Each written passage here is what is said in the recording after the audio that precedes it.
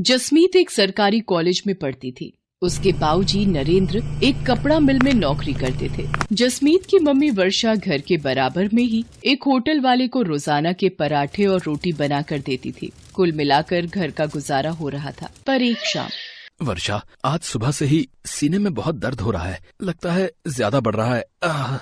जसमीत, जल्दी आ, तेरे बाबूजी की तबीयत खराब हो रही है। बाबूजी, क्या हुआ? मैं ऑटो लेकर आती हूँ।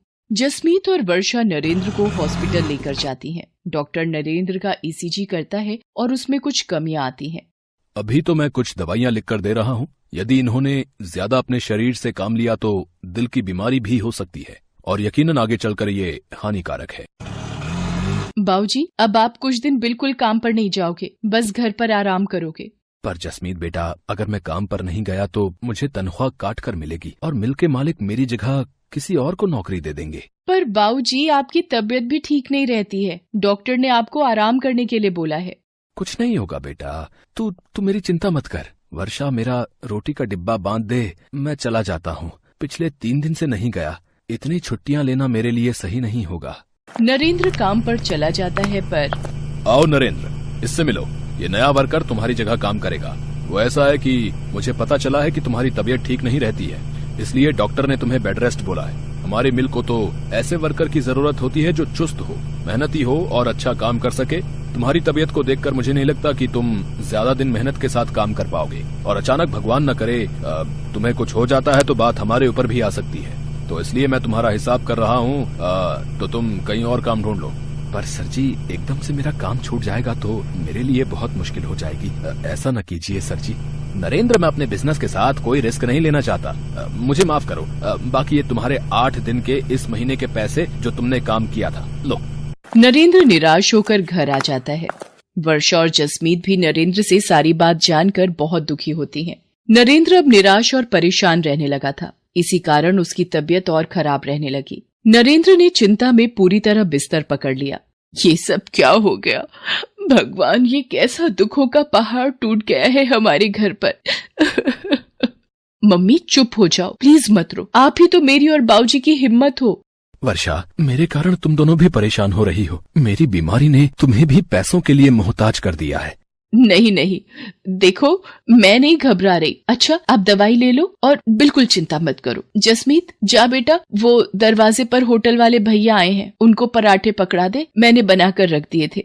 भैया, अगर 2 टाइम के भी बनवाने हो तो बता देना, मैं बना दिया करूँगी। ठीक है बहन जी, मैं मालिक को बोल दूंगा। अभी तो सिर्फ दोपहर के लिए ही बोले हैं।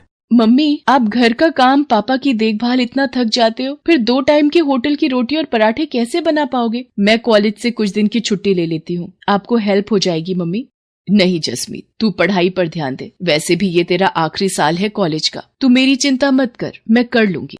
वर्षा दिन भर काम करके अब थक भी जाती थी। नरेंद्र की देखभाल, दवाइयाँ और घर का खर्चा सब उसी के सिर पर था। एक दोपहर जब जसमीत कॉलेज से घर आई, मम्मी, ये देखो, हमारे शहर में पराठे प्रतियोगिता होने वाली है। सबसे अनोखा पराठा के नाम से जीतने वाले को 50,000 रुपए का इनाम दिया जाएगा। मम्मी, आप इस प्रतियोगिता में ट्राई करो ना, देखना आप ही जीतोगी। जसमीत, क्या बच्चों सी बातें कर रही है? मैं और प्रतियोगिता में भाग? नहीं बेटा। पर मम्मी, इस प्रतियोगिता में भाग लेने में हर्जी क्या है? ट्राई तो करो, हो सकता है आपके बनाए हुए पराठे बहुत ही पसंद आए और आप इस सबसे अनोखा पराठा प्रतियोगिता को जीत जाओ। देखो, अगर आप जीत गए तो 50,000 रुपए से बहुत कुछ कर सकते हो। मम्मी, प्लीज मम्मी, आप मेरे लिए एक बार इस प्रतियोगिता में भाग लो तो सही। मैं आपका फॉर्म भर रही हूँ, आपको इस प्रतियोगिता में भाग लेना ही होगा। वर्षा, अगर जसमीत का मन है तो तुम प्रतियोगिता में भाग ले लो। जसमीत सही कह रही है। हो सकता है कि तुम प्रतियोगिता में जीत जाओ। जीतना हारना तो भगवान के हाथों में होता है, पर बिना भाग लिए हार मान लेना ये भी तो सही नहीं है ना। तुम्हें अपने हुनर को दिखाना चाहिए, छिपाना नहीं। ठीक है, अगर तुम दोनों कहते हो तो मैं इस प्रतियोगिता में भाग ले लेती हूँ। ये हुई ना बात मम्मी। पर आप कौन सा पराठा बनाओगे जिससे आप ये प्रतियोगिता जीत जाओ? ये सोचना पड़ेगा। एक्सक्यूज मी मैम, आपका पिज्जा ऑर्डर था इस पते पर?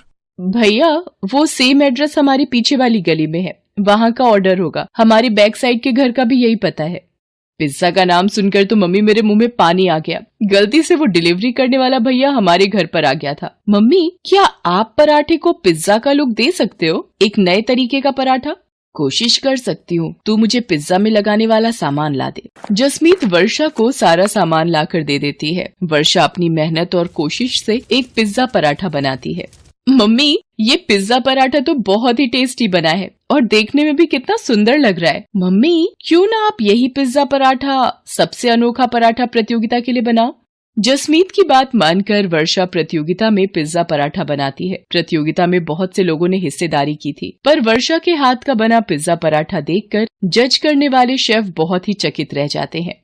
दोस्तों, बहुत से पराठे देखे, पर ये पिज्जा पराठा पहली बार देखा। वर्षा जी ने इस पिज्जा पराठे पर लेयर बनाकर इसे बहुत ही खूबसूरत ढंग से प्रेजेंट किया है और खाने में भी ये बहुत ही स्वादिष्ट पराठा है। इसके लिए हम सभी जजेस की सहमति से वर्षा जी को सबसे अनोखा पराठा प्रतियोगिता की विजेता घोषित किया जाता है और ये 50,000 का नकद इनाम भी इन्हें दिया जाता है।